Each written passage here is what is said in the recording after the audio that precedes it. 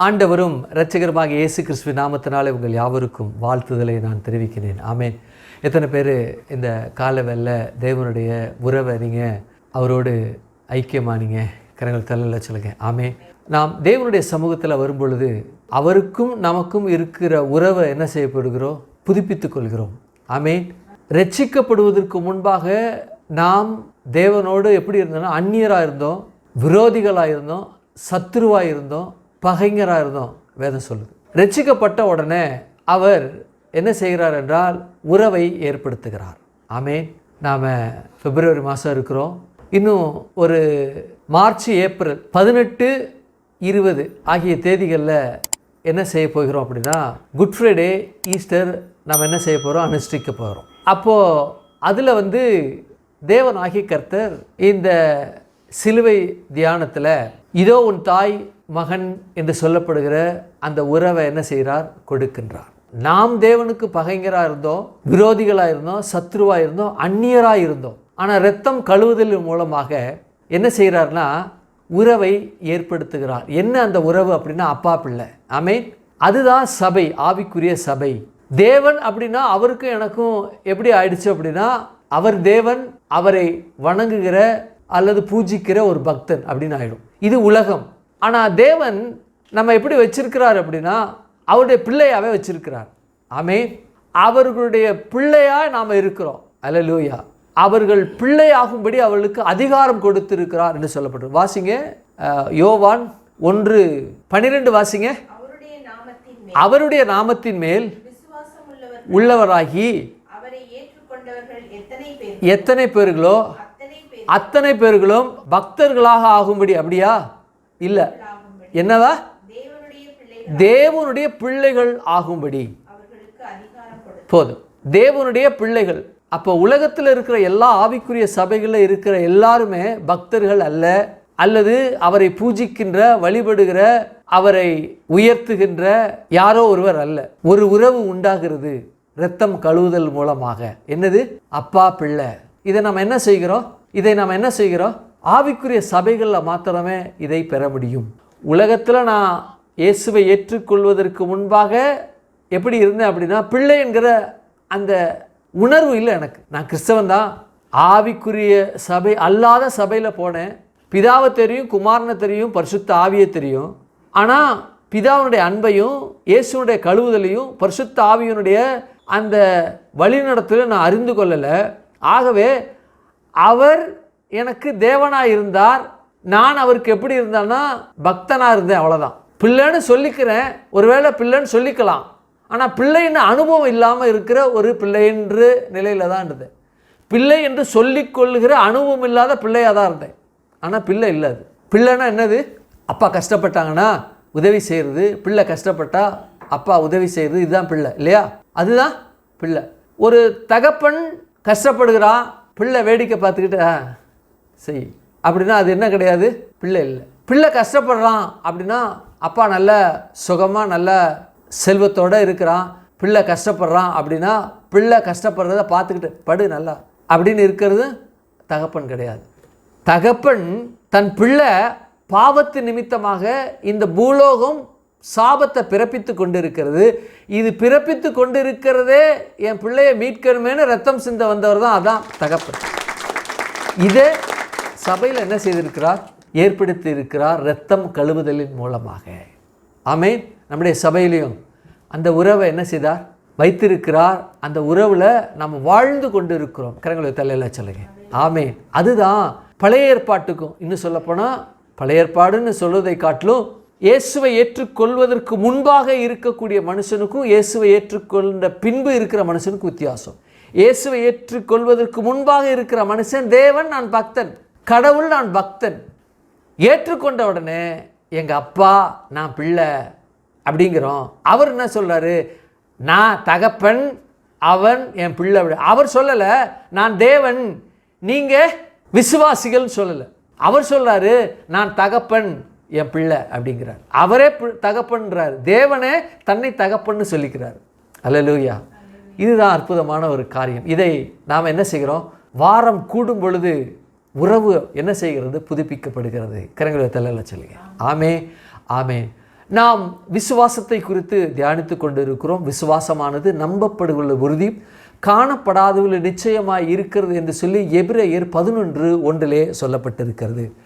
இந்த விசுவாசம் என்று சொல்லப்படுகிற இந்த ஒற்றை சொல் உலகத்தில் இருக்கிற எல்லா உயிரினங்களுக்கும் அது பயணித்து கொண்டு இருக்கிறது. அதனுடைய அடிப்படையில் பொதுவான விசுவாசம், உலக பிரகாரமான விசுவாசம், கிறிஸ்தவனுடைய விசுவாசம், தேவனுடைய விசுவாசம், தேவ ரகமான விசுவாசம் என்று சொல்லி 5 நிலைகளில் இது பிரிக்கப்பட்டு இருக்கிறது.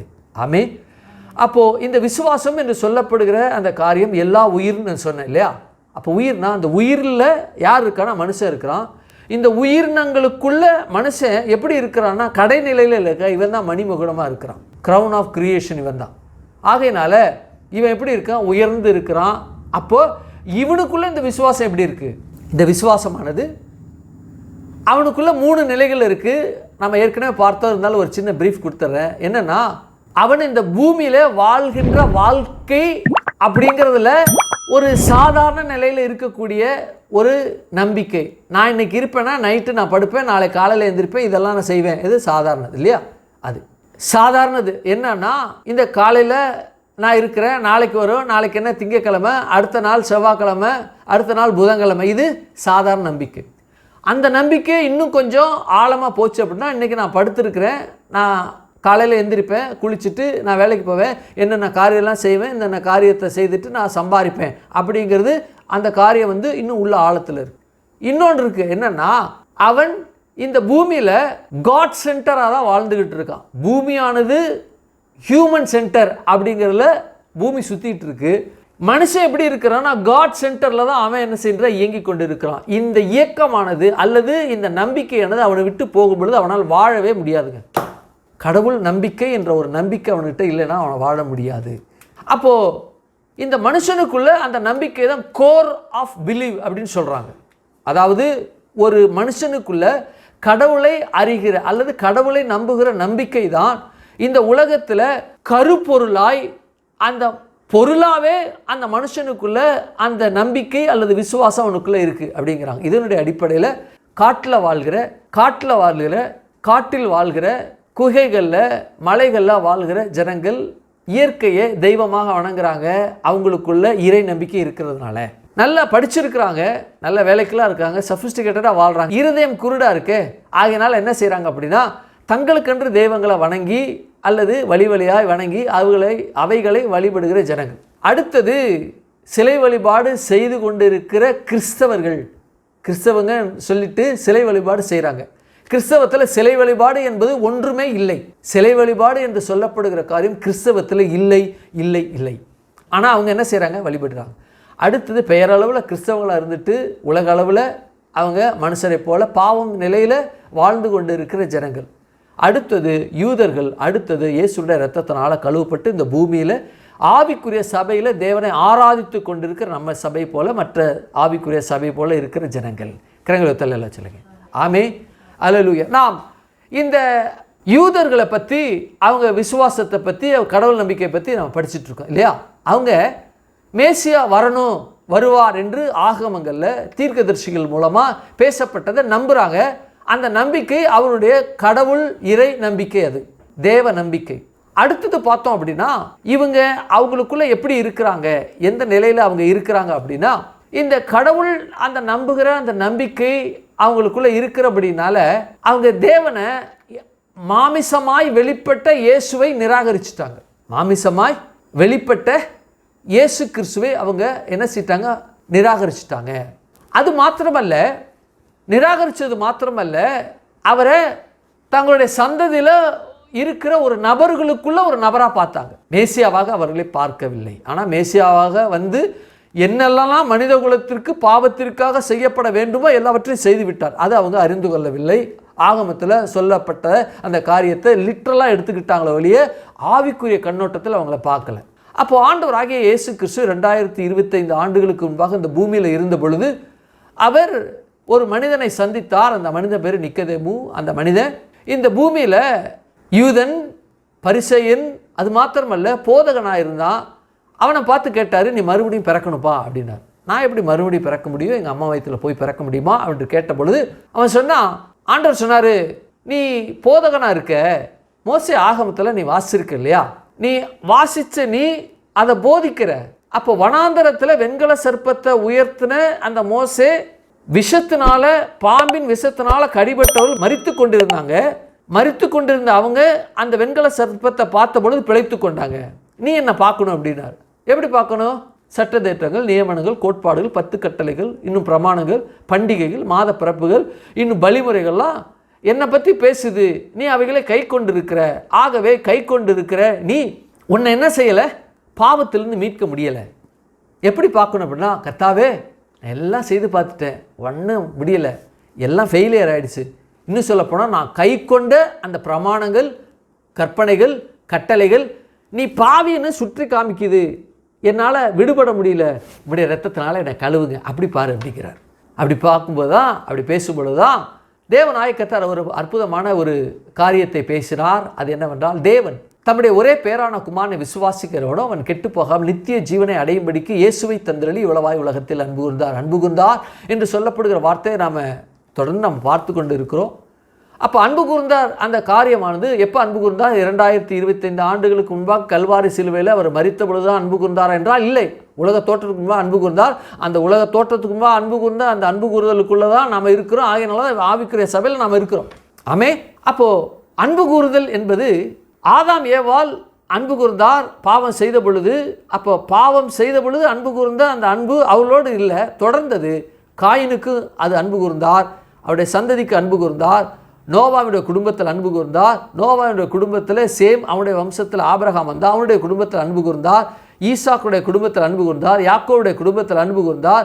யாக்கோவுடைய குடும்பத்தில் அன்பு கூர்ந்து இப்போ எங்கே வந்து நிற்கிறாங்கன்னா, எகிப்தில் வந்து நிற்கிறாங்க. யாருன்னா, யோசேப்பும் யாக்கோபும் மரித்துட்டாங்க. அப்போ யோசேப்பு யாக்கோபு மரித்த நிலையில் இங்கே எங்கே வந்து நிற்கிறாங்க அப்படின்னா, எகிப்தில் வந்து நிற்கிறாங்க. எகிப்தில் வந்து நின்று அங்கே யோசேப்பு அறியாத ஒரு ராஜா எழும்பி இந்த ராஜா இஸ்ரவேல் ஜனங்களை ஒடுக்குறான். முதல் அதிகாரத்தில் எல்லாம் வர்றாங்க, மரித்து போகிறாங்க. 2வது அதிகாரத்தில் மோசே பிறக்கின்றான். அவன் ஒரு தவறை செய்துட்டு பூமியில் என்ன செய்கிறான்னா கொலை செய்துட்டு மீதிய தேசத்துக்கு ஓடிடுறான். அது 2ஆம் அதிகாரம். 3ஆம் அதிகாரத்தில் இரட்சகனாக இஸ்ரவேல் ஜனத்தை காப்பதற்காக ஒரு மீட்பராக மோசேயை கர்த்தர் தேர்ந்தெடுக்கிறார். ஆமென், அல்லேலூயா. இதைத்தான் நம்ம பார்த்து கொண்டு இருக்கிறோம். பரிபூர்ண அன்பு அங்கே பயணிக்கிறதை. ஆமென், அல்லேலூயா. கடந்த வாரத்தில், அதாவது போன வாரத்தில் நம்ம எதை குறித்து பார்த்தோம்னா, பாதரட்சை குறித்து பார்த்தோம் இல்லையா? பாதரட்சைனா கலட்டி போடுகிறதை குறித்து, பாதரட்சைனா அந்த என்ன உள்ளான அர்த்தம், அந்த ஆவிக்குரிய அர்த்தம் என்ன என்று நாம் பார்த்தோம். ஒரு சின்ன ஒரு பிரீஃப் கொடுத்துறேன். பாதரட்சை என்பது அவன் சுயமாய் நிற்பதையும், அவன் இந்த யாரும் எனக்கு உதவி தேவையில்லை என்பதையும் என்ன செய்கிறது? அது காட்டுகிறது. நீ பாதரட்சையை கலட்டி போடு. சாபம் என்கிற அந்த முள், கல் என்கிற அந்த சாபத்தினுடைய இன்னொரு பரிமாணம், உன்னை ஒன்றும் செய்ய முடியாது, நான் உன்னை கையில் ஏந்துறேன், உன் பாதரட்சை உன்னை பாதுகாப்பதை காட்டிலும் ஏன் கரை உன்னை பாதுகாக்கும் என்று சொல்லி என்ன செய்கிறாரு? தேவன் அந்த பாதரட்சையை கலட்டி போடு என்று சொல்லி சொன்னார். பரிசுத்த பூமி அப்படிங்கிறத குறித்து நம்ம பார்த்தோம் இல்லையா? பரிசுத்த பூமி அப்படின்னா, பரிசுத்த பூமினா பாதரட்சையை கலட்டி போடுனா, நானே தேவனுடைய ஆலயமாக இருக்கிறேன், எனக்குள்ளே தேவன் வாசமாக இருக்கிறார் அப்படின்னா, நான் வாழ்நாள் முழுவதும் பாதரட்சையை போட முடியாது, ஷூ போட முடியாது. வெறும் காலிலே திரிஞ்சு காலில் என்ன செய்யக்கூடும்? வெடிப்பு விட்டு. இப்போ நவீன காலத்தில் சொல்கிறாங்க பாதரட்சை இல்லாமல் போனோம் அப்படின்னா பாக்டீரியா வைரஸ்லாம் காலில் அப்படியே ஊடுருவி உள்ளே போய் காலுக்குள்ளே என்ன செய்யுது? போய் மனுஷனை கெடுக்குது அப்படிங்கிறாங்க. அப்போது பாதரட்சை போடு அப்படிங்கிறார். நீங்கள் வேதத்தை வாசித்து பார்த்தீங்களா? வேதத்தில் உன் பாதரட்சையை போடு அப்படிங்கிறார். இங்கே கலட்டு அப்படின்னா பரிசுத்த பூமி அப்படின்னா நான் கலட்டிட்டேன் அப்படின்னா, பரிசுத்த பூமியே கலட்டு அப்படின்னா ஆலயத்துக்குள்ளே கலட்டுறதுங்கிறது ரொம்ப அதிகம் தானே. அப்போ கலட்டுனா நான் வாழ்நாள் முழுவதும் கலட்டி இருக்கணும்னா நான் எங்கேயுமே போக முடியாது. அது அல்ல பரிசுத்த பூமி அப்படின்னா. இந்த பரிசுத்த பூமி என்று சொல்லப்படுகிற அந்த வார்த்தையானது ஒரு பிரித்தெடுக்கப்பட்ட ஒரு அனுபவம், ஒரு தேவனால் தெரிந்து கொள்ளப்பட்ட ஒரு அனுபவம்.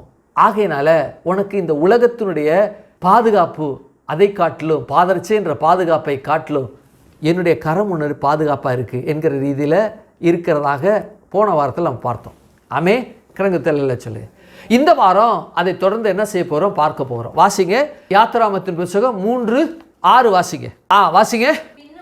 பின்னும் தேவன் ஆபிரகாமின் தேவன் நான் ஆபிரகாமின் தேவனும் ஈசாக்கின் தேவனும் யாக்கோபின் தேவனுமாய் உன் பிதாக்களுடைய தேவனாய் இருக்கிறேன் என்றார். மோசே தேவனை நோக்கி பார்க்க பயந்ததினால் தன் முகத்தை மூடிக்கொண்டான். அப்பொழுது கர்த்தர் எகிப்தில் இருக்கிற என் ஜனத்தின் உபத்திரவத்தை 8 வாசிங்க. அவர்களை எகிப்தியரின் கைக்கு விடுதலையாக்கவும் அவர்களை அந்த தேசத்திலிருந்து நீக்கி கானானியரும் ஏத்தியரும் எமோரியரும் பெர்சியரும் ஏவியரும் பூசியரும் இருக்கிற இடமாகிய பாலும் தேனும் ஓடுகிற நலமும் விசாலமுமான தேசத்தில் கொண்டு போய் சேர்க்கவும் இறங்கினேன். போது அடுத்தது வாசிங்க 13, 14 வாசிங்களே. அப்பொழுது மோசே தேவனை நோக்கி நான் இஸ்ரவேல் புத்திரரிடத்தில் போய் உங்கள் பிதாக்களுடைய தேவன் உங்களிடத்தில் என்னை அனுப்பினார் என்று அவர்களுக்கு சொல்லும் பொழுது அவருடைய நாமம் என்ன என்று அவர்கள் என்னிடத்தில் கேட்டார். நான் அவர்களுக்கு என்ன சொல்லுவேன் என்றார். அதற்கு தேவன் இருக்கிறவராகவே இருக்கிறேன் என்று மோசேயுடனே சொல்லி இருக்கிறேன் என்பவர் என்னை உங்களிடத்துக்கு அனுப்பினார் என்று இஸ்ரவேல் புத்திரரோட சொல்வாயாக என்றார். போதும்.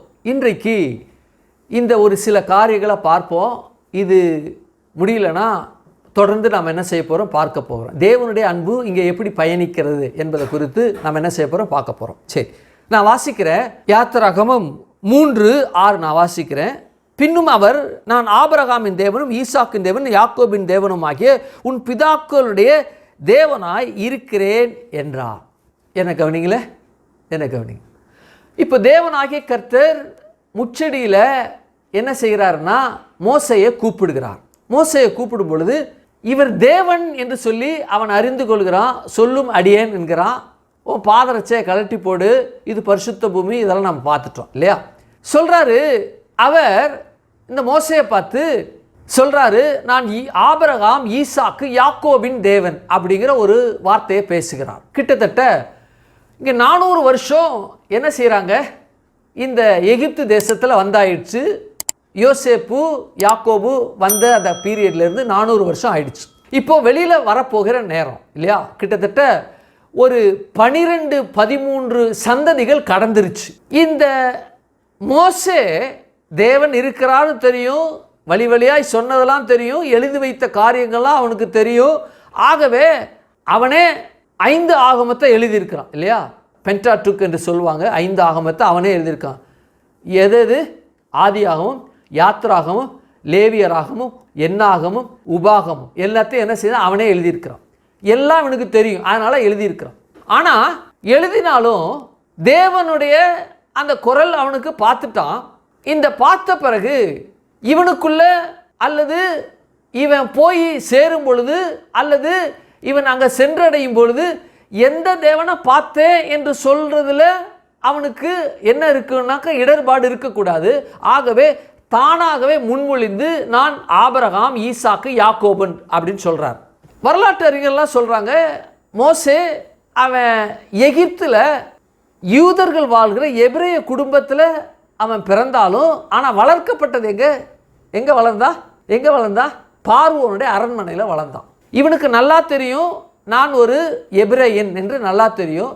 ஆனால் நல்லா கவனிச்சுங்க, இந்த எபிரேய ஸ்திரீகள் எபிரேய புருஷர்கள் ஆகமங்கள் சொல்லப்பட்டதை அந்த காரியத்தை அறிந்ததை காட்டிலும் மோசே கொஞ்சம் குறைவாக தான் அவன் அறிந்து வைத்திருக்கிற ஒரு சூழ்நிலை இருக்கும் இல்லையா. சரி, இது அப்படியே இருக்கட்டும். நான் ஒரு காரியத்தை நான் சொல்லிவிட்டு உங்களுக்கு விளக்குனா அது கரெக்டாக இருக்கும். இப்போது ஒரு கணவன் மனைவி இருக்கிறாங்க, நல்லா படிச்சிருக்கிறாங்க, நல்ல கம்ப்யூட்டர் சயின்ஸு என்னென்னவோ முடிச்சுட்டு என்ன செய்கிறாங்க, பிஇ கம்ப்யூட்டர் சயின்ஸு இன்னும் என்னென்னவோ முடிச்சுட்டு திருமணமாகி என்ன செய்கிறாங்க, இங்கே ஒரு இந்தியாவில் ஒரு வருஷம் 2 வருஷம் வாழ்கிறாங்க. அப்போ 1 வருஷம் 2 வருஷம் வாழும்போது இந்த குழந்தை இங்கே பிறக்குது. பிறந்து முடித்த பிறகு அவங்களுக்கு வெளிநாட்டில் அமெரிக்காவில் வேலை கிடைக்கிது சொல்லிவிட்டு இந்த 1 வயசு 2 வயசு குழந்தையோடு அமெரிக்காவில் போய் கிட்டத்தட்ட ஒரு 15-20 வருஷம் செட்டில் ஆகிடுறாங்க. இப்போ இந்த குழந்தைக்கு என்ன தெரியாது அப்படின்னா, இங்கே உள்ள பழக்க வழக்கங்கள், இங்கே பேசுகிற தன்மை, பெரியோர்கிட்ட எப்படி நடந்துக்கணும், அல்லது இந்த மொழியினுடைய தன்மை, இந்த மண்ணினுடைய மாண்பு, இந்த இருக்கக்கூடிய சமுதாயத்தினுடைய பழக்க வழக்கங்கள் இது எதுவும் என்ன செய்யுது அந்த பிள்ளைக்கு தெரியாது. உண்மைதானா? ஆமாம், தெரியாது. ஏன்? 2 வயசில் போயிடுச்சு. கிட்டத்தட்ட ஒரு 22 வருஷம் அல்லது 25 வருஷம் அங்கே இருந்ததுனால, அங்கேயே வளர்ந்து அங்கே இருந்ததுனால அங்கே உள்ள கலாச்சாரத்தின்படி அது வாழ்ந்திருக்கும். அதுக்கு இங்கே இந்த மண்ணினுடைய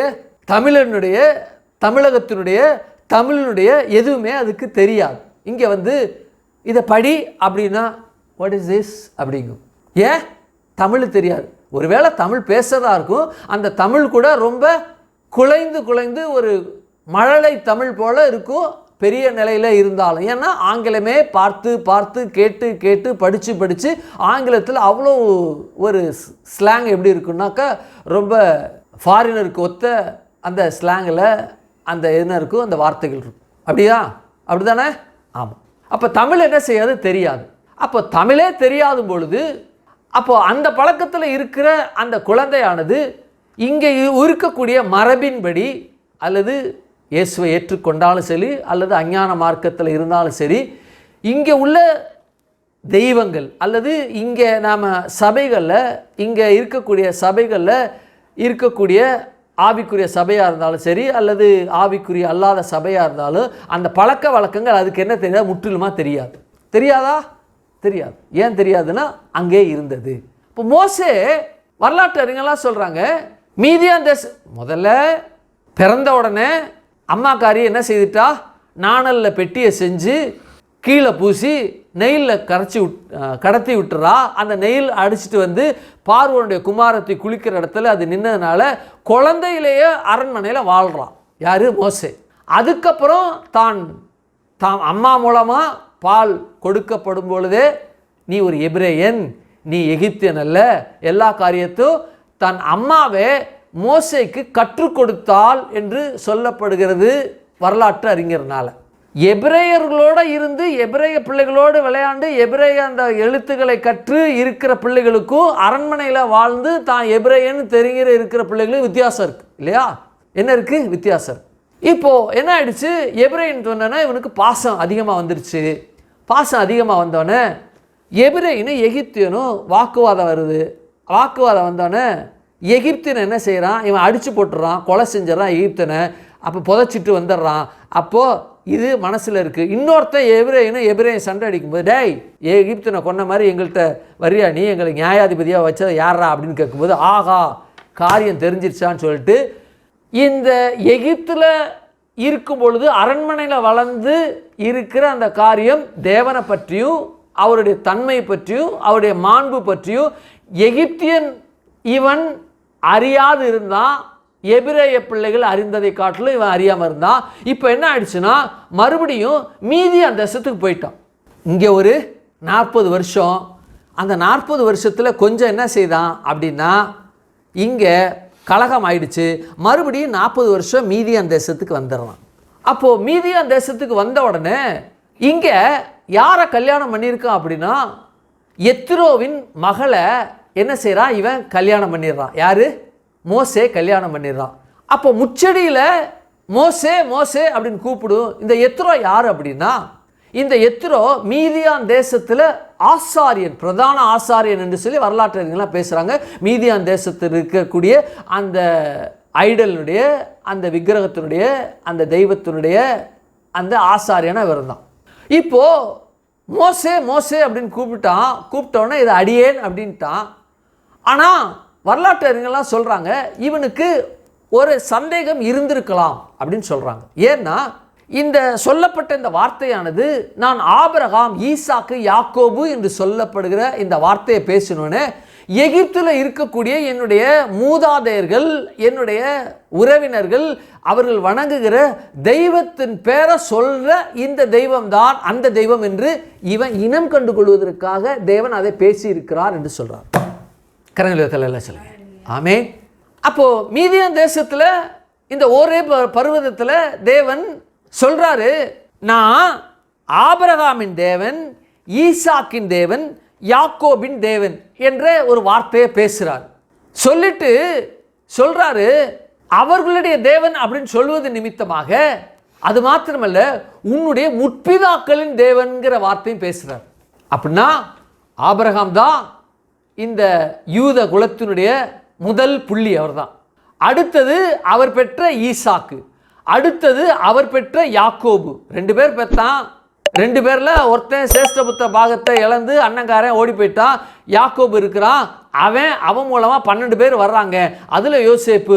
அந்த யோசேப்பில் கிட்டத்தட்ட இந்த மோசே 9 11வது சந்ததியில் இருக்கக்கூடிய இந்த மோசேனுடைய தகப்பன் அப்படிங்கிறாங்க. மோசேனுடைய தகப்பன் பேர் என்னது? மோசேனுடைய தகப்பன் பேர் என்னது? அம்ராம். மோசேனுடைய தகப்பன் பேர் என்னது? அம்ராம். மோசேனுடைய தகப்பன் பேர் என்னது? அம்ராம். அப்போ அம்ராம் வரைக்கும் முற்பிதாக்கள் தேவன் அப்படின்னா அம்ராம் வரைக்கும் தேவன் பேசிட்டார். உங்கள் அப்பாவுடைய தேவன் நான் தாண்டா அப்படின்ட்டார். உன்னுடைய முற்பிதாக்கள் தேவன் என்று சொல்வது வரைக்கும் அம்ராமுடைய தகப்பன் அல்லது உன் தகப்பனாகிய அம்ராம் வரைக்கும் இருக்கக்கூடிய தகப்பன் அப்படின்றாரு. அப்போது அம்ராமுடைய தேவன் அப்படின்னு சொல்கிறத காட்டிலும் ஆபிரகாம், ஈசாக்கு, யாக்கோபு என்ற இந்த 3 பேர் இருக்காங்களா, ரொம்ப வேதாகமத்தில் இஸ்ரவேல் ஜனம் பொதுவாக இன்னும் சொல்லணும், பர்டிகுலராக குறிப்பாக சொல்லணும்னா இந்த இஸ்ரவேல் ஜனத்துக்குள்ளே, எபிரேயர்கள் அந்த ஜனத்துக்குள்ளே இந்த 3 பேர் ரொம்ப முக்கியமாய் பேசப்படுகிற வார்த்தைகள். ஏன்னா இந்த ஆபிரகாம், ஈசாக்கு, யாக்கோபு என்பவர்களோடு தேவன் மிகவும் நெருக்கமாக அவர் அந்த 3 பேரோடு இடைப்பட்டு இருக்கிறார். அவர் எங்களோடு இடைபடுகிற தேவன் என்பதை அறிந்து கொள்வதற்காக இந்த ஆபிரகாம், ஈசாக்கு, யாக்கோபு என்ற அந்த வார்த்தையை அடிக்கடி தேவன் பேசுகிறார். மறுபடியும் சொல்கிறேன், ஆபிரகாம், ஈசாக்கு, யாக்கோபு என்று சொல்லப்படுகிற இந்த வார்த்தை இஸ்ரவேல் ஜனங்களுக்கு தேவன் எங்கெல்லாம் பேசுகிறாரோ அவர்களோடு நான் எப்படி இடைப்பட்டனோ அதுபோல நானும் உங்களோடு இடைபடுகிறவர் என்று மறைமுகமாக பேசக்கூடிய தன்மை தான் இதில் இருக்கு. நான் ஆபிரகாமின் தேவனும், ஈசாக்கின் தேவனும், யாக்கோபின் தேவனும் அப்படிங்கிற எங்கெல்லாம் பேசுகிறாரோ அவங்களோடு பேசுவது போல உங்களோடும் பேசுவேன், அல்லது அவர்களோடு பேசின நான் உங்களோடு பேசுகிற நானும் அவர்தான் என்ற ரீதியில தான் எங்கெல்லாம் பேசுகிறாரோ அப்படிதான் எண்ணப்படுகிறது, அப்படிதான் பேசப்படுகிறது, அப்படிதான் கணிக்கப்படுகிறது. இப்போ மோசே என்ன செய்கிறான்? முச்செடி முன்பாக நின்று செருப்பெல்லாம் கலட்டி போட்டுட்டு என்ன செய்கிறான்? அப்படியே சாஸ்தாங்கமாக கிடக்கிறான். இவன் நினச்சிடக்கூடாது எங்கள் மாமா வழிபடுகிற தெய்வங்களில் ஒன்று அப்படின்னு இவன் நினச்சிடக்கூடாது. அப்போது மாமா வழிபடுகிற தெய்வர்கள் இந்த பூமியின்படி எத்ரோவினுடைய கடவுள் நான் ஈசாக்கு, யாக்கோபு, ஆபிரகாம், ஈசாக்கு, யாக்கோபின் தேவன் என்று சொல்ல முடியாது, கூடாது. ஆமாவா? ஆமாம். அப்படி சொல்லி தேவன் சொல்லுவது நிமித்தமாக என் தேவன் என்னை சந்தித்தார், என் தேவன் அவர்களோடு பேசினது போல என்னோடும் பேசினார் என்பதை இவனும் அறிந்து கொள்ள, இவனும் அனுபவிக்க, இவனும் புரிந்து கொள்ள வேண்டும் என்கிற ரீதியில் தான் இங்கே பேசப்பட்டிருக்குங்கிறாங்க. நீங்கள் வாசிங்கன்னா, மோசே தேவனை நோக்கி பார்க்க பயந்ததினால் தன் முகத்தை மூடிக்கொண்டான். 6 வாசிட்டேன், இப்போ 8 வாசிச்சனா உங்களுக்கு கரெக்டாக இருக்கும். எப்படின்னா பாருங்க, மோசே தேவனை நோக்கி பார்க்க பயந்ததினால் முகத்தை மூடிக்கொண்டான். தேவன் எகிப்தியரின் கைக்கு விடுதலையாக்கவும் அவர்கள் அந்த தேசத்திலிருந்து நீக்கி கானானியர், ஏத்தியர், எமோரியர், பெர்சியர், ஏவியர், எபூசியர் இருக்கிற இடமாகிய பாலும் தேனும் ஓடுகிற நலமும் விசாலமான தேசத்தில் கொண்டு போய் சேர்க்கும் இறங்கினேன்னு சொன்னாலே கரெக்டாக இருக்கும். ஆனால் இங்கே என்ன சொல்கிறாருன்னா, நான் ஆபிரகாம், ஈசாக்கு, யாக்கோபு அப்படிங்கிறார். இப்போ ஆபிரகாம், ஈசாக்கு, யாக்கோபு என்று சொல்வது நிமித்தமாக அவர்களோடு நான் எப்படி பேசினோ அதுபோல நானும் பேசுகிறவர், நான் பேசிக்கொண்டு இருக்கிறவர் என்பதை மோசேக்கு முதல்ல உணர்வு பூர்வமாக தெரியப்படுத்திட்டார் அங்கே.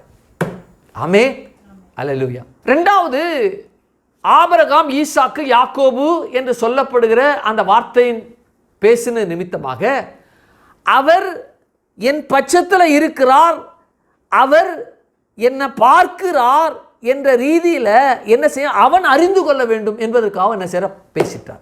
3வது, ஆபிரகாம், ஈசாக்கு, யாக்கோபு தேவன் என்று சொல்வது நிமித்தமாக அந்த தேவன் நான் எங்கே சென்றாலும் அந்த இடத்துல என்னை சந்திக்க வல்லவர் என்பதை அவன் அறிந்து கொள்ள வேண்டும், உணர்ந்து கொள்ள வேண்டும், அனுபவிக்க வேண்டும் என்பதாக இங்கே பேசப்பட்டதாக வரலாற்றுவரெல்லாம் பேசுகிறாங்க. ரீகா பாலாதாரா மாஷிகா. ஆமே, ஹல்லேலூயா. எவ்வளோ பாருங்க நம்முடைய தேவன்.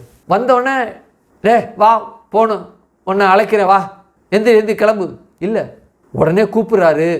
கூப்பிட்டுட்டு முதல்ல நான் யாரு என்பதை அவனுக்கு வெளிப்படுத்த, நான் இதற்கு முன் யாரோடு எப்படி இருந்தேன் என்பதை அவனும் இதன் மூலமாக தெரிந்து கொள்ள வேண்டும் என்பதற்காக ஆபிரகாம், ஈசாக்கு, யாக்கோபு என்ற வார்த்தை பேசுகிறார். கடவுள் பாருங்க, அவர் பேசுகிற அந்த வார்த்தை, அவரோட அப்ரோச் பாருங்க, எவ்வளோ ஆழங்கள் அதுக்குள்ளே இருக்கு பாருங்க. ஆமே, ஹல்லேலூயா. அப்போ இந்த நாட்களில் கர்த்தர் நம்மோடு பேசுவார் என்றால், ரட்சிக்கப்பட்ட நிலையில் பேசுவார்கள். நமக்கு தேவனுடைய குரல் நல்லாவே தெரியும் இல்லையா? காலையில் எந்திரிக்கும் போது தேவன் நம்மோடு பேசுவார், நாம் அவரோட பேசுகிறோம், நல்லா நமக்கு தெரியும். வசனத்தின் மூலமாக பேசுகிறார், சபைகளில் வரும்போது பாடல் மூலமாக பேசுகிறாரு, போதிக்கிற வசனத்தின் மூலமாக பேசுகிறாரு. இன்னும் நம்ம வசனத்தை வாசிக்கும் பொழுது அதற்கு மேலேயோ அல்லது கீழேயோ அதற்கு வேறு ஏதோ ஒரு பக்கத்தில் என்ன செய்கிறார், தேவன் பேசுகிறார். நல்லா தெரியும் நமக்கு ஆவியில் மனிதன் இந்த தேவனுடைய வார்த்தையை, இந்த தேவனுடைய சத்தத்தை நல்லா கேட்க முடிகிறது. ஃபோனில் இப்போ நான் என்னுடைய நண்பர்கிட்ட பேசுகிறேன் அப்படின்னா, சொல்கிறா சுதாகர் எப்படா இருக்க அப்படின்றான். ஏன்? என்னோடு அவன் அடிக்கடி தொடர்பு வைத்து கொண்டு இருக்கிறான், நான் அவனோடு பேசுகிறேன், அதனால் என்னடா சுதாகர் பேசு அப்படிங்கிறேன். அல்லது என் நண்பன் நடராஜன் அப்படின்னு இருக்கிறான், ஆனால் என்னடா நடராஜன் எப்படா இருக்க அப்படின்ற. ஏன் அப்படின்னா அவனுடைய குரல் எனக்கு பரிச்சயமாக இருக்கிறது, ஆகவே அதை நான் பேசுகிறேன், ஆகவே நமக்கு நல்லா தெரியும் தேவன் இவர்தான் என்று சொல்லி. இங்கே இவன் தேவனுடைய வார்த்தையை, தேவனுடைய அந்த குரலை இவன் கேட்டு பரிச்சயம் இல்லை. ஆகவே தன்னை யார் என்பதை, நான் இதற்கு முன்பாக உன்னுடைய முற்பிதாக்களுக்கு எப்படி இருந்தேன் என்பதை பேச வேண்டிய நிலையில் இவன் அறிந்து கொள்ள வேண்டிய இவன் இருக்கிறான். ஆகையினால தான் ஆபிரகாம், ஈசாக்கு, யாக்கோபு என்று சொல்லி என்ன செய்கிறான், தேவன் அங்கே பேசுகிறார்.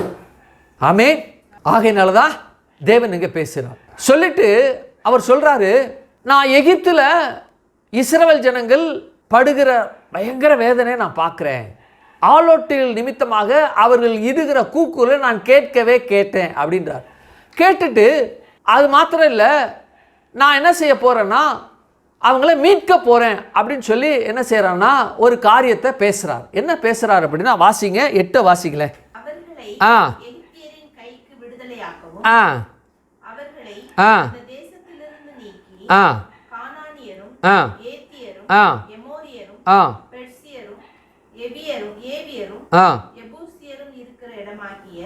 பாலும் தேனும் ஓடுகிற நலமும் விசாலமான தேசத்தில் கொண்டு போய் சேர்க்கவும் இறங்கினேன். சரி, இங்கே ரெண்டாவது ஒரு அற்புதமான ஒரு வார்த்தையை பேசுகிறார். என்னவென்றால் ஒரு ஸ்டேட்மெண்ட்டு சொல்கிறார். என்ன ஸ்டேட்மெண்ட்டு சொல்கிறார் அப்படின்னா, பாலும் தேனும் ஓடுகிற, அங்கே யார் இருக்கா அப்படின்னா கானானியர், எபூசியர், எமோரியர், ஏவியர், ஏத்தியர், இவங்கெல்லாம் என்ன செய்கிறாங்க, அந்த இடத்துல இருக்கிறாங்க. இப்போது அந்த இடத்துல எப்படிப்பட்ட இடமா இருக்குது அப்படின்னா, பொதுவாக அந்த இடம் ரொம்ப பயங்கரமான ஆட்கள் உள்ளவர்கள். இந்த கானானியர்கள், ஏத்தியர், எமோரியர், பெர்சியர், ஏவியர், எபூசியர் என்று சொல்லப்படுகிற இந்த இனங்கள்லாம் எப்படிப்பட்ட இடங்கள்லாம் ரொம்ப ஜெயின்ஸ் அப்படின்னு சொல்கிறாங்க. அதாவது உலகத்தின்படி தேவனுடைய பிள்ளைகளுக்கு நேராக எவன் வந்தாலும் ஜெயின்ஸ் அல்ல, அவங்களாம் லிலிபுட்ஸ், அவங்களாம் லிலிபுட்ஸ். தேவனை அறியாத ஜனங்களுக்கு இந்த கானானியர், ஏத்தியர், எமோரியர், எபூசியர் இவங்கெல்லாம் எப்படிப்பட்டவங்களாக இருக்காங்களா, ஜெயின்ஸ் அவங்கெல்லாம். அப்போது அவங்களுடைய விளைநிலங்கள்லாம் எப்படி இருக்குன்னா, அதாவது ரொம்ப திடகாத்திரமாக இருக்கிறான் அப்படின்னா, ரொம்ப சரீரத்தில் பலனுள்ளவனாக இருக்கிறான், அவன் வீடு, அவன் ஆஸ்தியெல்லாம் அந்த காலத்தில் எப்படி இருக்கும், நிறையா இருக்கும். ஏன்னா யாரும் எடுக்க முடியாது, பிடுங்க முடியாது. ரொம்ப நோஞ்ச நோஞ்சானா இருந்தான் அப்படின்னா ஈஸியாக அடித்து வருத்தி அவனை பிச்சை எடுக்க மாதிரி, பிச்சைக்கார மாதிரி ரோட்டில் அலைவாங்க. ஜெயின்ஸுனால என்ன எப்படிப்பட்டவங்களாக இருந்தாங்கன்னா, சரீர உழைப்பு ஜாஸ்தி. ஆகையினால அந்த நிலங்கள்லாம் எப்படி இருந்தது அப்படின்னா, பாலும் தேனும் ஓடுகிற நிலமாக இருந்தது. சரி, இதை உங்களுக்கு விளக்குறேன் பாருங்கள். அதாவது இந்த கானானியர், ஏத்தியர், எமோரியர், பெர்சியர், ஏவியர், எபூசியர் என்று சொல்லப்படுகிற இந்த நிலம் எப்படிப்பட்ட நிலமாக இருந்ததுன்னா, அவர்களுடைய பயன்பாட்டில், அவர்களுடைய கரத்தில், அவர்களுடைய அந்த மேற்பார்வையில் அவங்க தங்கள் கையினால் என்ன செய்து கொண்டிருந்தாங்கன்னா இதை பண்படுத்தி சரியாக வச்சுருந்தாங்க. சரி, அப்போது என்ன எப்படிப்பட்ட நிலமாக இருக்குன்னா, நல்லா பண்படுத்தப்பட்ட, விளைச்சல் அதிகம் கொடுக்கக்கூடிய நல்ல தரமான நிலமாக இருக்குது. இங்கே அதை தேவனாகிய கர்த்தர் அந்த இடத்த எப்படி சொல்கிறாருன்னா, எப்படி அடைமொழிப்படுத்துகிறாருன்னா, கானானியர், ஏவியர், ஏத்தியர், எபூசியர், எமோரியர் இவங்க இருக்கிற இடத்த எப்படி அடைமொழிப்படுத்துகிறாருன்னா, பாலும் தேனும் ஓடுகிற அப்படிங்கிற வார்த்தை பேச. என்னது? பாலும் தேனும் ஓடுகிற என்று சொல்லி என்ன சொல்கிறாரு? ஒரு அடைமொழியை கொடுக்கின்றார். பாலும் தேனும். இந்த பாலும் தேனும் ஓடுகிற என்று சொல்லப்படுகிற இந்த அடைமொழி 17 அதிகாரங்களில் கிட்டத்தட்ட 21 இடத்துல தேவனாகிய கர்த்தர் அல்லது இந்த தேவனால் அழைக்கப்பட்ட ஊழியர்களால், தீர்க்கதரிசிகளால் என்ன செய்யப்படுது? பேசப்பட்டு இருக்கிறது. 17 அதிகாரங்களில் 21 தடவை என்ன செய்யப்பட்டிருக்குன்னா, இது பாலும் தேனும் ஓடுகிற என்ற வார்த்தை பேசப்பட்டிருக்கிறது. சரி, என்ன பாலும் தேனும்? உண்மையிலே கானானியர், ஏத்தியர், எபூசியர், எமோரியர், பெர்சியர், ஏவியர்கள் இவங்க இருக்கிற இடம் பால் ஓடிச்சா தேன் ஓடிச்சா அப்படின்னா, ஒரு மெட்டஃபாரிக்கலாக தேவனாகிய கர்த்தர் இந்த பாலும் தேனும் ஒரு அடைமொழியை அந்த இடத்துல இருக்கக்கூடிய தன்மையை பற்றி பேசுகிறார். இதை நான் உங்களுக்கு விளக்குறேன் பாருங்க. எப்படின்னா, இந்த பால் என்று சொல்லப்படுகிற ஒரு காரியம், தேன் என்று சொல்லப்படுகிற காரியம், முதல்ல என்ன செய்கிறேன்னா, பாலை உங்களுக்கு முதல்ல என்ன செய்கிறேன், உங்களுக்கு எக்ஸ்பிளைன் பண்ணிடுறேன். பால் அப்படின்னா என்ன ஏற்கனவே நான் பேசியிருக்கிறேன். இருந்தாலும் இதை நான் உங்களுக்கு இந்த நாளில் சொல்ல வேண்டிய ஒரு தருணத்தில் இருக்கேன். அதனால் நான் சொல்கிறேன். என்னென்னா, பால் என்கிற ஒரு பதம் அல்லது ஒரு சொற்றொடர் அல்லது ஒரு டேர்ம் இங்கே தேவன் பேசுனது என்னென்னா, நாம் என்ன வேலை செய்கிறோமோ அல்லது நாம் என்ன வேலை நமக்கு உட்படுத்தப்பட்டு இருக்கிறதோ அந்த வேலையை செய்யும் பொழுது, அந்த வேலையை செய்கின்ற நாம் அந்த வேலைக்கான பலனை நாம் பெறுவோம். சரி, அதை அப்படியே வச்சுங்க. இந்த பலனை பெறுகிறது என்பதில் ஒரு 3 விதம் இருக்குது. நான் அதை சொல்கிறேன், அப்போ தான் உங்களுக்கு தெரியும். பலன் பெறுகிறது என்பது, இந்த பூமியில் ஒரு மனிதன் வேலை செய்கிறான் என்றால் அந்த நாட்களில் சரீர உழைப்பு ரொம்ப அவசியம். இந்த நாட்களில் இருக்கக்கூடிய நவீன இயந்திரங்கள் மூலமாக செய்ய முடியாது. அந்த நிலத்தை பண்படுத்தணும், சமப்படுத்தணும்னா பெரிய டாஸ்க். அந்த நிலம் போய் பார்க்கணும், பார்த்துட்டு பாறை இல்லாத இடமா பார்க்கணும், பார்த்துட்டு அந்த இடத்த தேர்ந்தெடுக்கணும். தேர்ந்தெடுத்தா அந்த இடம் மேடாக இருந்ததுன்னா மேடை சமப்படுத்தணும். ஏன்னா தண்ணி அதில் தேங்கி நிற்கிறது பயிர் செய்வதற்கு சரியாக இருக்கிறதுக்காக தேங்கணும். அப்படின்னா ஒருவன் அதை செய்யணும்னா ரொம்ப நாள் ஆகும். என்ன செய்யும்? ரொம்ப நாள் ஆகும். அப்போது சரீர உழைப்பு என்ன செய்யப்படுகிறது? அங்கே தேவைப்படுகிறது. ஒன்று. ரெண்டாவது, அந்த இடத்துல அவன் பலனை பெறணும் அப்படின்னா அந்த பலனை பெறுவதற்கு இப்போ இருக்கிறது போல பெஸ்டிசைட்ஸ்லாம் கிடையாது. விலங்குகள் வரும், பூச்சிகள் வரும். ஆகையினால அதன் மூலமாக பாதிப்பு உண்டாகும். முதல்ல சரீர உழைப்பு, அதற்கப்புறம் சரீர உழைப்புக்கு அப்புறம் அவன் பயிர் செய்வானானால் பயிர் செய்யப்பட்ட அந்த நாட்களில் இருக்கக்கூடிய பூச்சி மற்றும் வியாதி மற்றும் களைகள் இதனால் என்ன செய்யப்படுகிறது? மகசூலானது குறையும். அப்போ அவனுடைய அந்த பலன் இருக்கு இல்லையா, கொஞ்சம் கம்மியாகும். மூன்றாவது, இந்த ஒட்டுமொத்த பூமியும் ஆதாம் ஏவாள் செய்த பாவத்தின் நிமித்தமாக பாவத்தை பிறப்பித்தது. பாவம் சாபத்தை பிறப்பித்தது. சாபம் இந்த மண்ணில் இருக்கக்கூடிய ஆசீர்வாதத்தை பிறப்பிக்காதபடிக்கு சாபம் அது என்ன செய்கிறதா? ஆசீர்வாதத்தை காட்டிலும் சாபத்தை அதிகமாக பிறப்பிக்கிறது, கஷ்டத்தை கொடுக்கிறது. ஆகையினால இவன் பலனை பெற முடியாத நிலையில் இருக்கிறாங்க. முதல்ல சரீர உழைப்பு, ரெண்டாவது பெஸ்டிசைட்ஸு, அடுத்தது இந்த களைகள் வீட்ஸ் எல்லாம் இருக்குது, அடுத்தது இந்த சாபம் சேர்ந்து பலன் பெற முடியாத அளவுக்கு இருக்கிறது. இதெல்லாம் அந்த நாட்களில் இருக்கக்கூடிய ஒரு காரணிகள், முழுமையாக பெற முடியாத இருக்கக்கூடிய காரியங்கள் இவைகள்.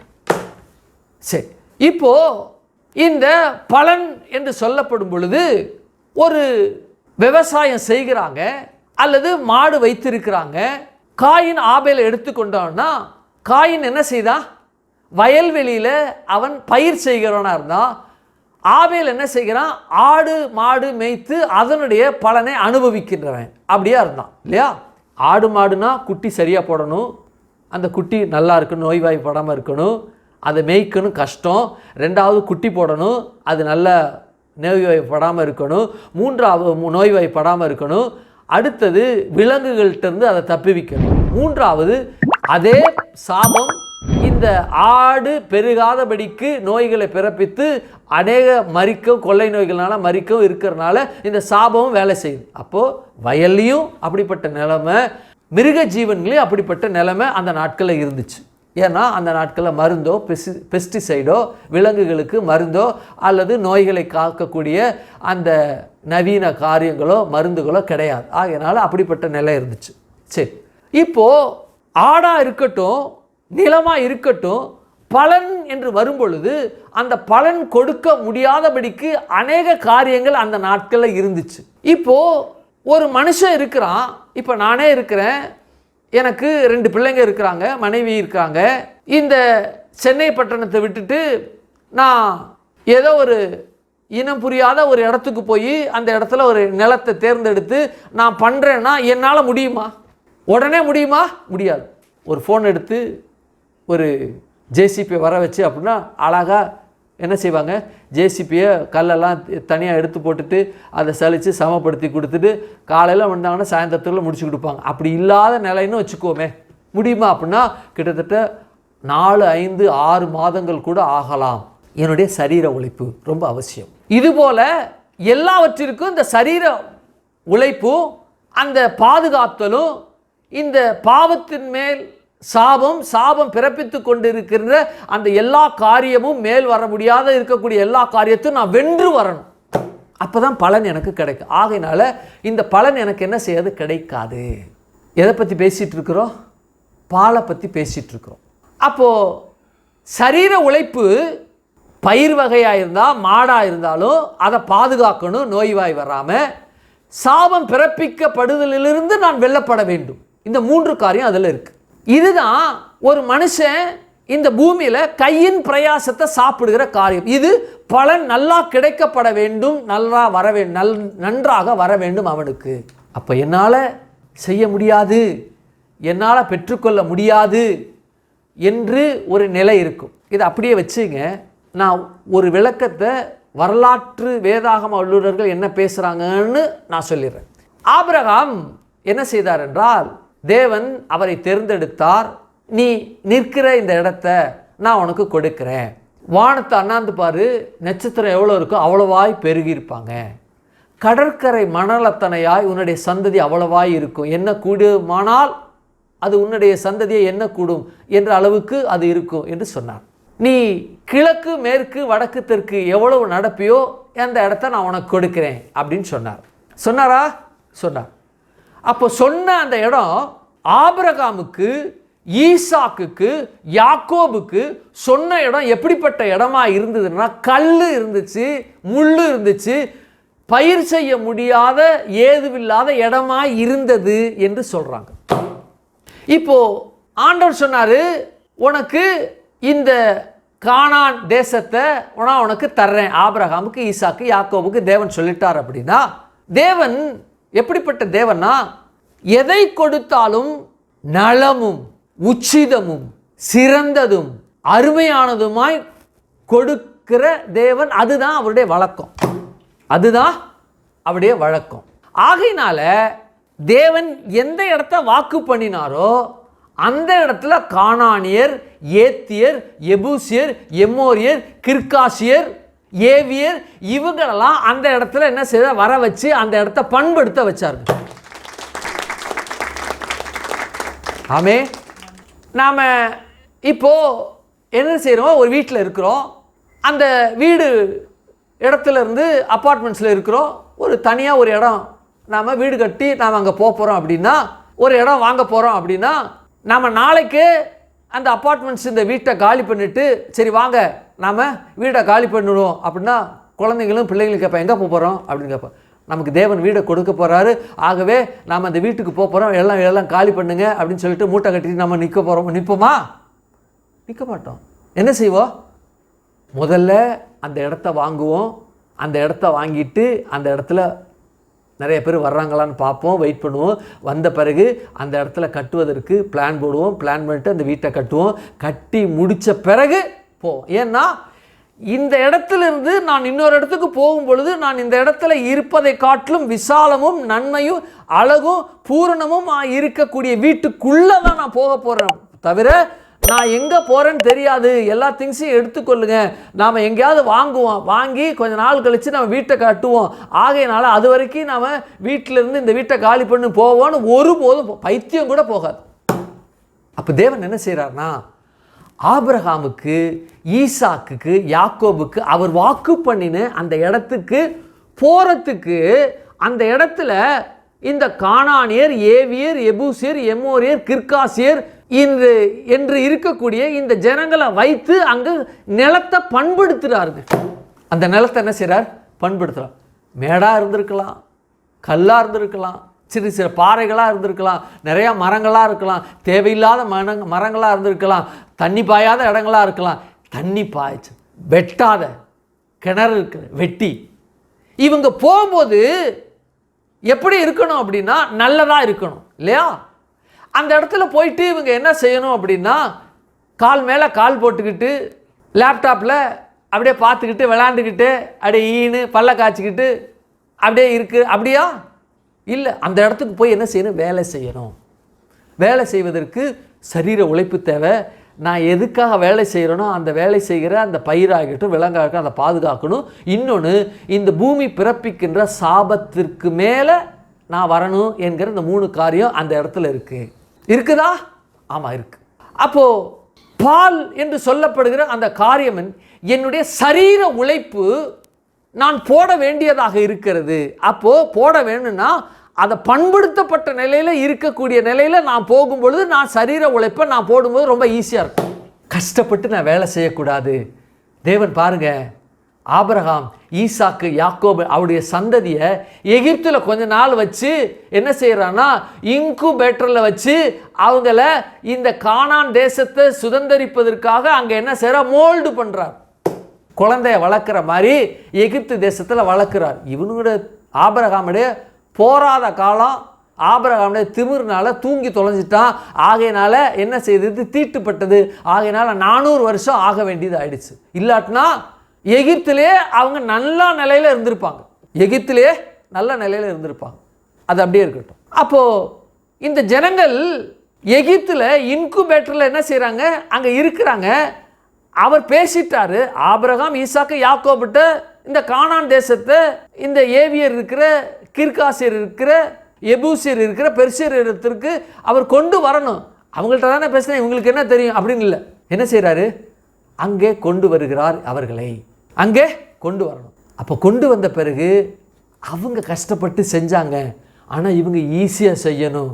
அவங்க கஷ்டப்பட்டு நிலத்தை பண்படுத்தினாங்க, இவங்க ஈஸியாக அதில் பயிர் செய்யணும்.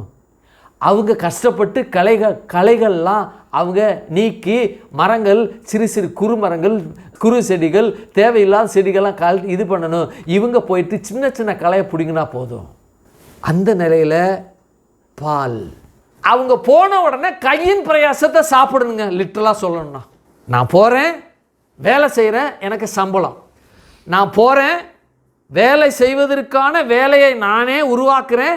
வேலை செய்வதற்கான வேலையை உருவாக்கி அந்த வேலை செய்வதற்கான அந்த பொருளை நானே தயாரித்து நானே விற்று நானே பண்ணுறது வேலை இல்லை.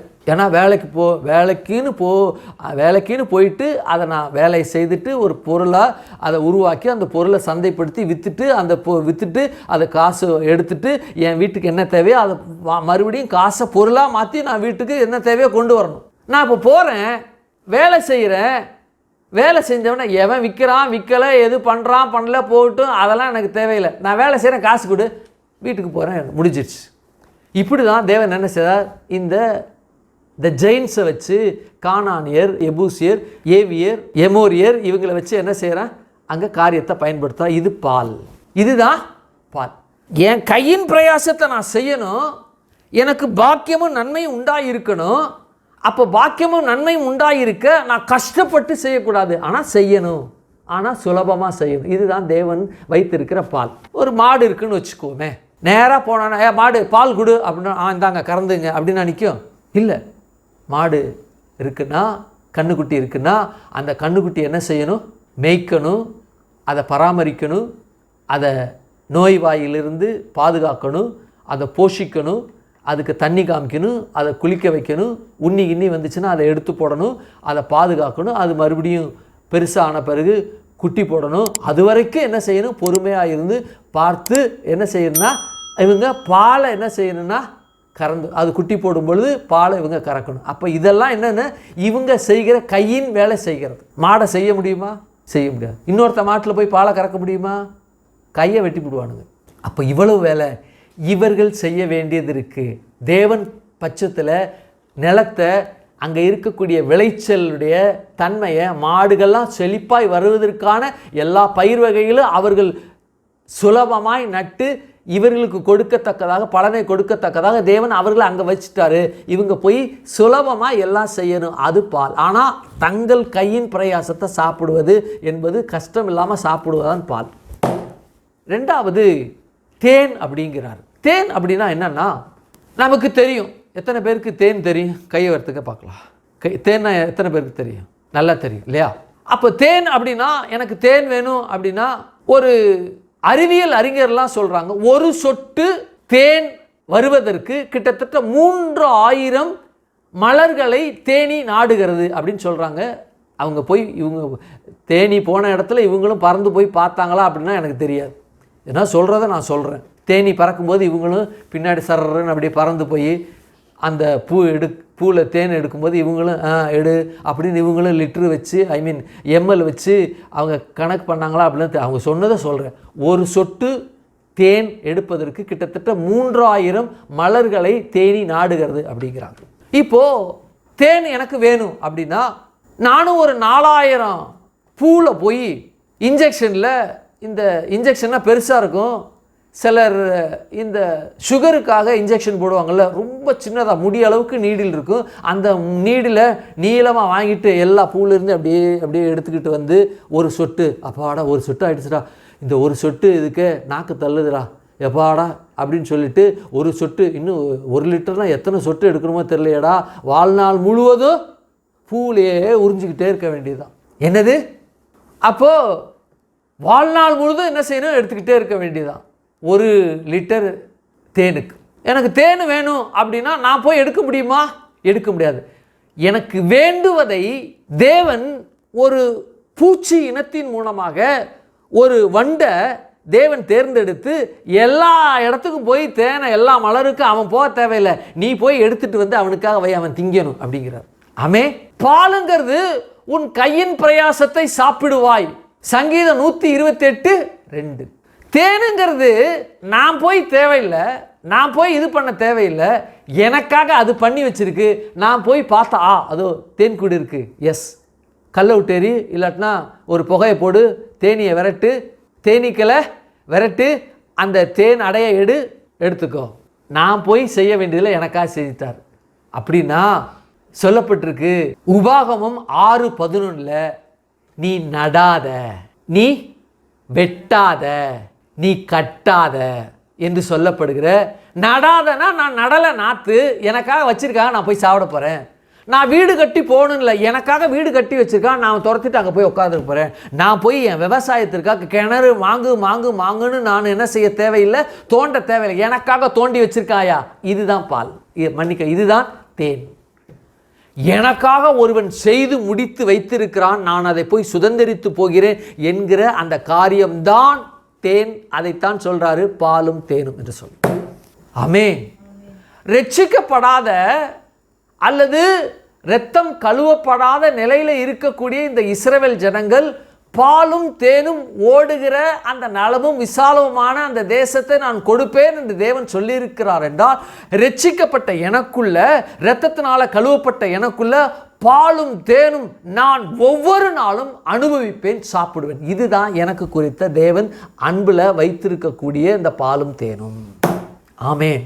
கரங்களை தலையில சொல்லுங்க. அப்போ நான் எப்படிப்பட்ட நிலையில் நான் இருப்பேன் அப்படின்னா, இந்த பூமியில் நான் இருக்கக்கூடிய ஒவ்வொரு நேரமும் சுலபமாய் நான் பெற்றுக்கொள்ள, கஷ்டமாக இல்லை, வருத்தப்பட்டு இல்லை, நான் பலவீனப்பட்டு அல்ல, ரொம்ப துயரப்பட்டு அல்ல, ரொம்ப வேதனை அடைந்து அல்ல, சந்தோஷமாய், மகிழ்ச்சியாய், நிறைவாய், சுலபமாய், எளிமையாய் பெற்றுக்கொள்வதற்காக தேவன் என்ன செய்து விட்டார்? எனக்கு காரியங்களை நடத்தி விட்டார். அது எனக்கு பெற்றுக்கொள்ள நிலையில் தேவன் என்னை வைத்திருக்கிறார். அதுதான் எனக்கு பால்.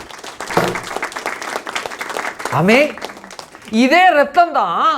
நான் எதுவுமே செய்ய தேவையில்லைங்க. நான் உழைக்கணும்னு அவசியம் இல்லை, நான் எதுவும் பண்ணணும்னு அவசியம் இல்லை. வேற ஒருவன் எனக்காக என்ன செய்திருப்பான்? உழைத்திருப்பான். வேறு ஒருவன் எனக்காக காரியங்களை நடப்பித்திருப்பான்.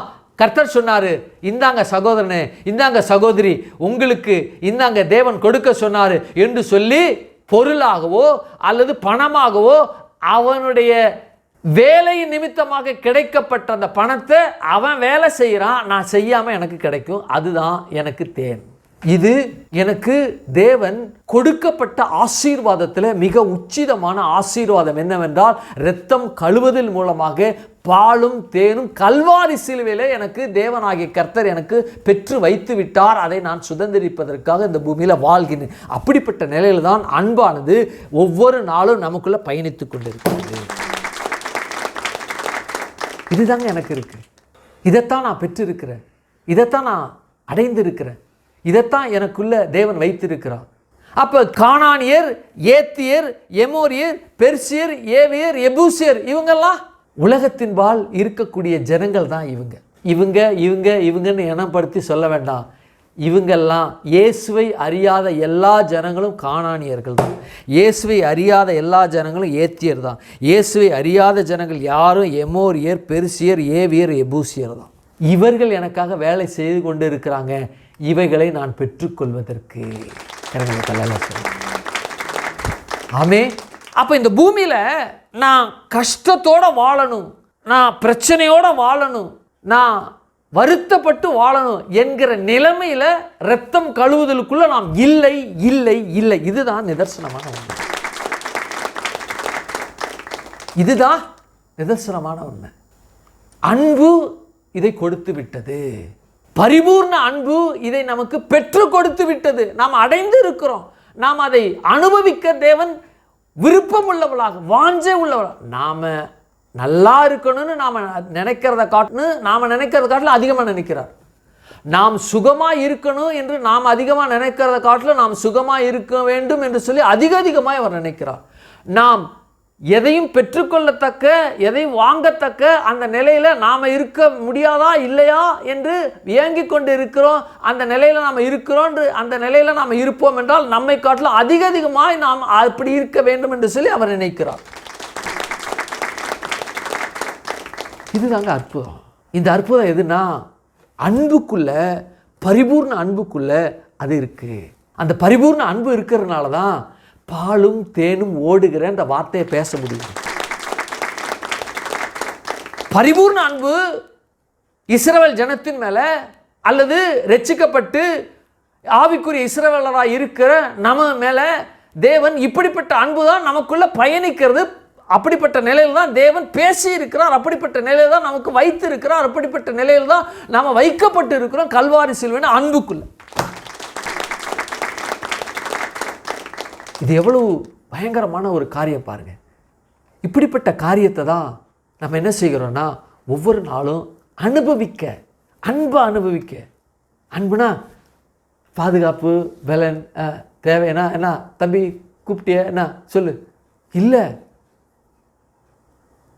எப்போ நமக்குள்ளே இருக்கிறாரு. என் பிள்ளை இதெல்லாம் பெறணுமே. ஒரு நல்ல தாய் தகப்பன் நல்ல உயர்வான இடத்துக்கு போனால் அல்லது நலமானதை சாப்பிடுவா, ஐயோ என் பிள்ளை சாப்பிடலையே, ஐயோ என் பிள்ளை இப்படி இருக்குதே என்று நினைப்பாங்க. எதையும் கவலைப்படாமல், எனக்கு தெரியும் ஒரு சில ஊழியர்லாம் தான் மாத்திரம் மனைவி பிள்ளைங்க வீட்டில் பட்டினியாக கிடக்கும், இவர் மாத்திரம் எங்கே போவார், வீடுக்கு ப்ரேயர் மீட்டிங்னு போய் நல்லா பிரியாணி, கறி, மீன் நல்லா சாப்பிட்டுட்டு ஏப்பம் விட்டுட்டு வருவார். எனக்கு தெரியும், நான் பார்த்துருக்குறேன். அப்படி பார்த்ததுனால தான் நான் அப்படி இருக்கக்கூடாது என்று தீர்மானம் எடுத்தேன். அவங்கள்ட்ட கேட்டேன், நம்மெல்லாம் சாப்பிட்டோம், அங்கே சிஸ்டர் பிள்ளைங்களாம் இருப்பாங்களே, அவங்க ஏதாவது பார்த்துக்குவாங்க, செஞ்சுக்குவாங்க, வீட்டில் ஏதாவது இருக்கும் எடுத்து ஏதாவது போட்டுக்குவாங்க, சாப்பிட்டுக்குவாங்க. ஆனால் இவர் நல்ல மட்டன் பிரியாணி, சிக்கன் 65, முட்டை, இன்னும் என்னென்னலாம் உச்சிதமாக நல்லா சாப்பிட்டு அதுன்ட்டு வருவார். தேவன் அப்படி இல்லைங்க. பரிபூர்ண அன்பு. பாலும் தேனும்னா என் பிள்ளை பாலை சுலபமாக சாப்பிடணும்.